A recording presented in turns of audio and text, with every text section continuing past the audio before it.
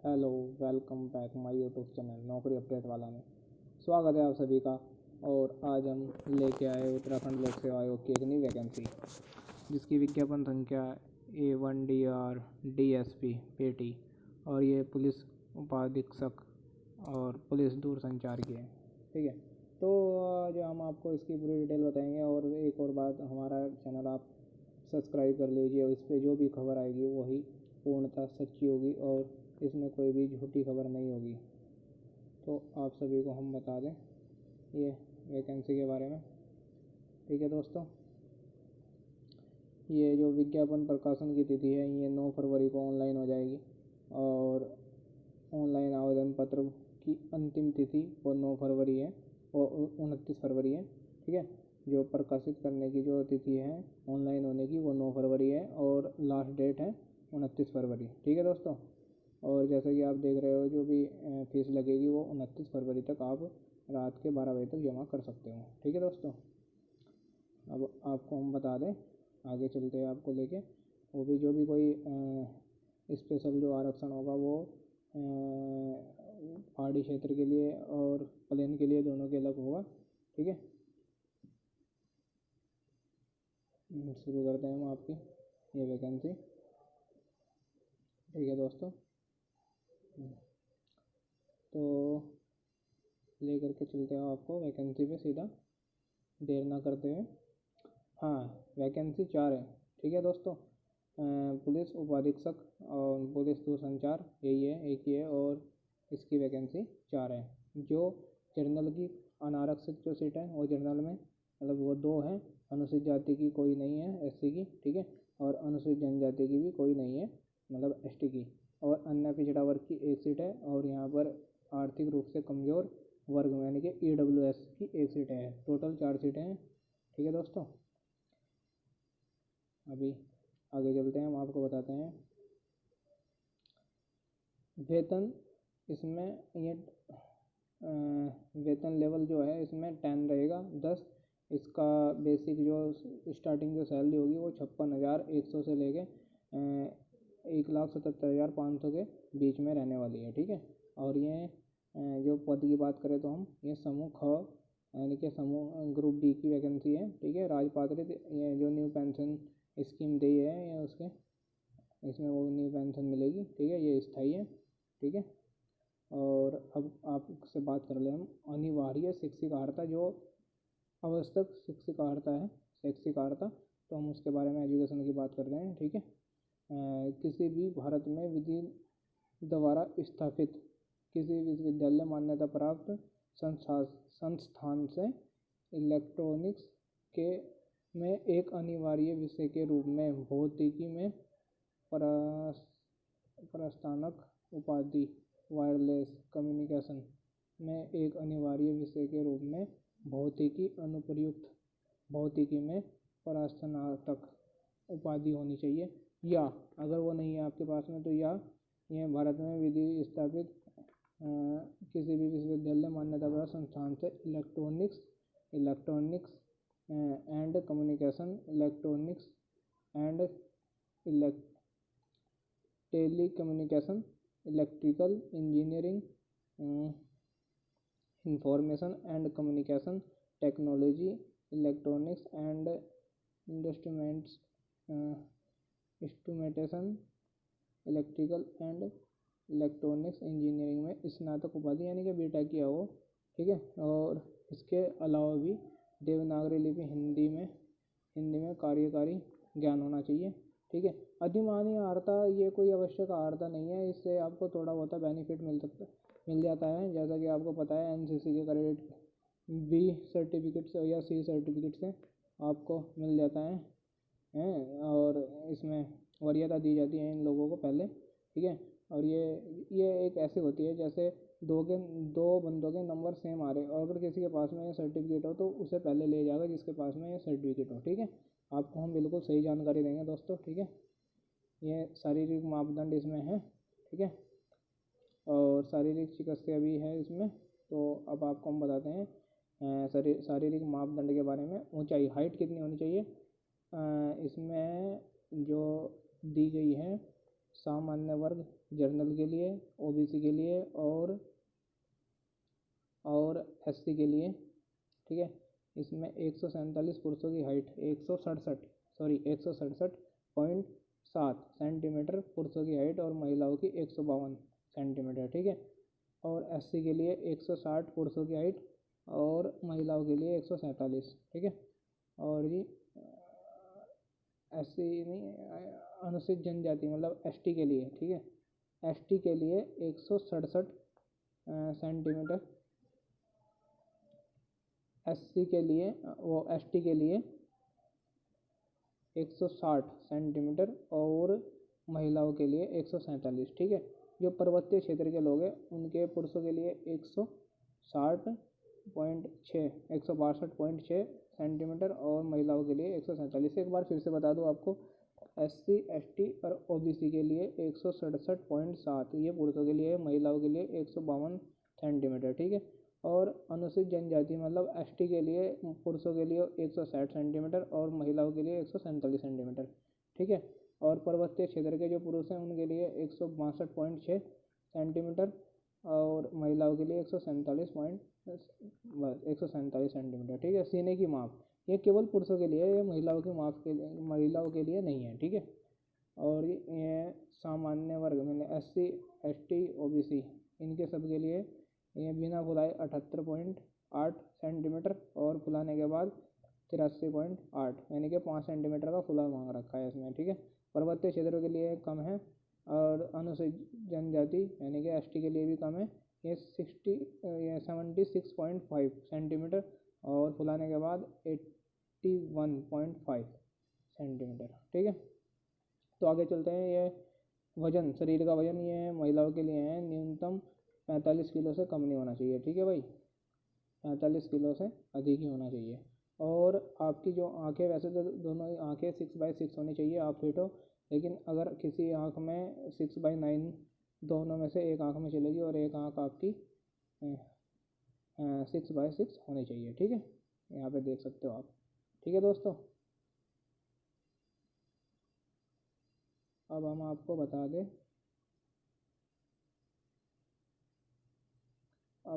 बता दें, यहाँ पे ये दिया हुआ है 6/6 होनी चाहिए आपकी आँख और दूसरी आँख 6/9 चल जाएगी, ठीक है। या दाईं आँख 6/6 या बाएं हाथ से काम करने वाली अभ्यर्थी हुआ जो बाएं आँख से काम करते हैं उनकी 6/6 होनी चाहिए, ठीक है दोस्तों। अब आगे चलते हैं हम, ठीक है, ये हो गया। अब हम आपको एज के बारे में बता दें, एज के बारे में, ठीक है। अब यहाँ पे मिनिमम 21 वर्ष और अधिकतम 35 वर्ष, जो 1 जुलाई 2024 को न्यूनतम 21 वर्ष का हो जाना चाहिए,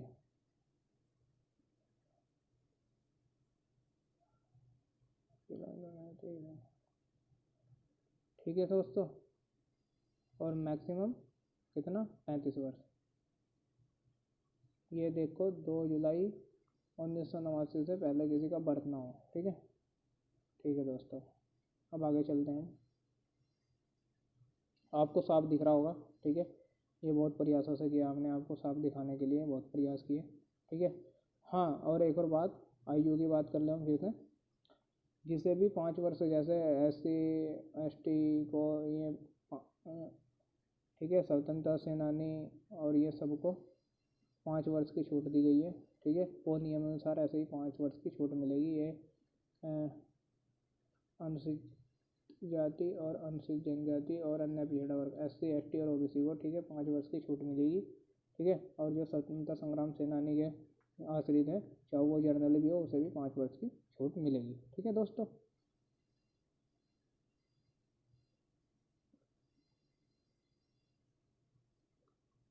हाँ, राष्ट्रीयता की बात कर लें हम। राष्ट्रीयता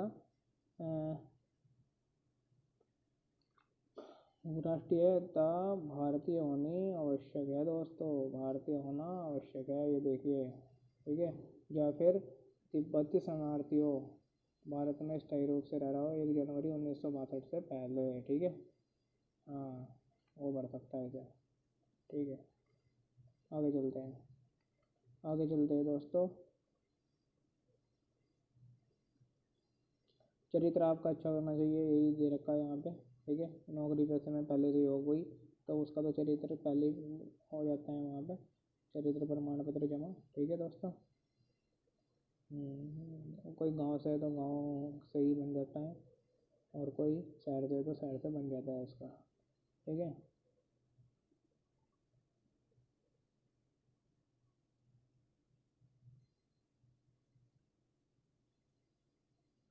ठीक है, और आरक्षण के बारे में लिख रखा हो तो आपको मैंने बता ही दिया, ठीक है। चलो आगे चलते हैं दोस्तों, हम आपको इसका सिलेबस भी बताएंगे आपको, ठीक है। ये फॉर्म भरने की जो है वो विधि बता रखी है, ऐसे ऐसे फॉर्म भरना है। ये UKPSC से ही फॉर्म भरा जाएगा, ये देखिए, ठीक है। आप देख सकते हो यहाँ पे ये साइट दी हुई है, ठीक है। इसी साइट से भरा जाएगा फॉर्म, ठीक है। और फिर ऐसे ये फ़ोटो वगैरह सब दे रखा है, जो जो अपलोड होगा, ठीक है। आपको बता दें सब इसमें दिया हुआ है, ठीक है, पहले से। और फिर फाइनल सबमिट कर दीजिए, आपको हम इसके जैसे भी और कोई जानकारी मिल जाएगी वो भी देते रहेंगे। और ये फ़ीस के बारे में बता दें हम आपको, ये जर्नल के लिए 150 प्लस इसमें टैक्स जो ये दे रखा है 22.30, ये टैक्स के बाद की ये है टोटल, ये टोटल जर्नल के लिए। और ये OBC के लिए, और ये ST ये SC और ST के लिए, ठीक है। और ये आर्थिक रूप से कमज़ोर लोगों के लिए, ठीक है दोस्तों। अब आगे चलते हैं। हाँ एक बात और जो अनाथ है उनके लिए कोई शुल्क नहीं है, ठीक है दोस्तों। चलो आगे चलते हैं, हम आपको इसके सिलेबस के बारे में भी वही जानकारी देंगे, ठीक है। और पेपर कैसा होगा उसके बारे में भी जानकारी देंगे, ठीक है। हाँ, आप हमारी वीडियो में बने रहे लगातार, और हम आपको सारी अपडेट देते रहेंगे। और आप हमारे चैनल को सब्सक्राइब कर लीजिए, तो आपको चैनल पर सारी अपडेट मिलती रहेगी, ठीक है। ये हाई स्कूल का प्रमाण पत्र, जन्म तिथि, वही ये सब कुछ वही है जो आपको मैंने बताया था ऊपर। अभी हम आपको बता दें पेपर के बारे में, एग्ज़ाम पैटर्न के बारे में। हाँ अब ध्यान दीजिए दोस्तों, इसमें क्या है, सब इसमें 2 पेपर होंगे दोस्तों, प्रश्न पत्र 1, प्रश्न पत्र 2। प्रश्न पत्र 1 में क्या होगा, आपका जो सिलेबस है, सामान्य हिंदी, सामान्य ज्ञान व सामान्य अध्ययन, ठीक है। और प्रश्न पत्र 2 में क्या होगा, प्रश्न पत्र 2 में क्या होगा, ये इलेक्ट्रॉनिक या संचार अभियांत्रिकी सब क्वेश्चन। ये पहला जो क्वेश्चन पेपर होगा ये 100 अंक का होगा, और 100 प्रश्नों का होगा, और 2 घंटे का होगा, ठीक है। और ये दूसरा होगा जो वो 150 की संख्या में होंगे क्वेश्चन, और 300 नंबर का होगा, और 3 घंटे का होगा, ठीक है। और फिर जो कुल अंक हैं वो लिखित परीक्षा के वो 400 है, और जो इंटरव्यू के अंक हैं वो 50 है। ये टोटल 450 के होंगे, ठीक है। ये इंटरव्यू के होंगे 50, ये लिखित परीक्षा के 400, ठीक है। अब आगे चलते हैं। हाँ ये फर्स्ट पेपर का जो सिलेबस है ये दिया हुआ है, सामान्य विज्ञान है, कंप्यूटर से संबंधित जानकारी, ठीक है। 80 नंबर का ये होगा, ठीक है। ये खंड का और बा में दिया हुआ है, ठीक है। 80 नंबर का, 100 में से 80 नंबर इसमें आएंगे। ये राजनीति, राज्य व्यवस्था, ये सब दिया हुआ है, ये ध्यान दीजिए जरा आप।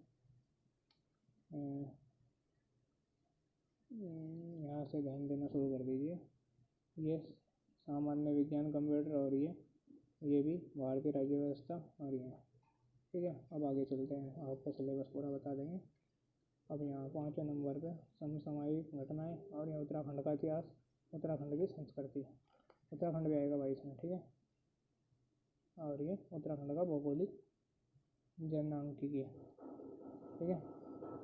अब आता है 9वां, उत्तराखंड के आर्थिक और प्राकृतिक संसाधन, ठीक है, ये भी। और ये सामान्य बुद्धि परीक्षण यानी कि रीजनिंग, ये इंग्लिश में दिया हुआ है यही चीज़ ना, ठीक है।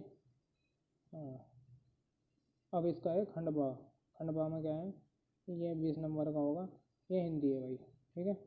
ये क्या है, हिंदी है, ये भी इसमें ही है फर्स्ट पेपर में, ठीक है। मुहावरे वगैरह हैं, ठीक है, ये व्यंजन सब चीज़ें। अब आगे चलते हैं इसके दूसरे पेपर में। ये सेकंड पेपर है, ये आपका ट्रेड से रिलेटेड होगा, ठीक है, जो भी आपकी ब्रांच है, 300 नंबर का होगा। देखिए आप इसे तभी बता दें हम आपको, देख लीजिएगा आप अपने अपने ब्रांच का, ठीक है। ये हिंदी में दिया हुआ है यहाँ पे सिलेबस। आपका 2 भाषा में पेपर होगा, हिंदी और इंग्लिश। ये खंड खा दिया हुआ है, ठीक है, क और ख, ठीक है। अब ये हिंदी में दिया हुआ है सारा सब कुछ सिलेबस, ठीक है। अब उसके बाद ये इंग्लिश में दिया हुआ है, देख लीजिए आप, रोक रोक के देख सकते हो आप हमारी वीडियो में, ठीक है। अब आगे चलते हैं, ये सारा सिलेबस दिया हुआ है, ठीक है भाई। अब ये बता दें हम आपको, ये तो आपकी प्रक्रिया हुआ है, किसी का जाति प्रमाण पत्र नहीं है, उसका प्रारूप है, जब नौकरी में आपका सिलेक्शन हो जाएगा, फाइनल सिलेक्शन के बाद ये प्रक्रिया है। अगर आपको ज़रूरत होगी तो उसके बारे में भी हम आपको पूरा डिटेल से बता देंगे, और बता देंगे कहाँ बनेंगे हैं, ठीक है। ठीक है दोस्तों, तो बने रहिए आप हमारे चैनल के साथ में, इसलिए आज हमारे चैनल को सब्सक्राइब कर लीजिए।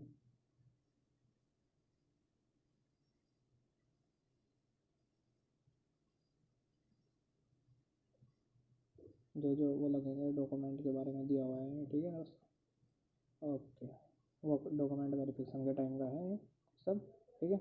ओके, तो चलते हैं, मिलते हैं आपसे किसी और वीडियो में, ठीक है।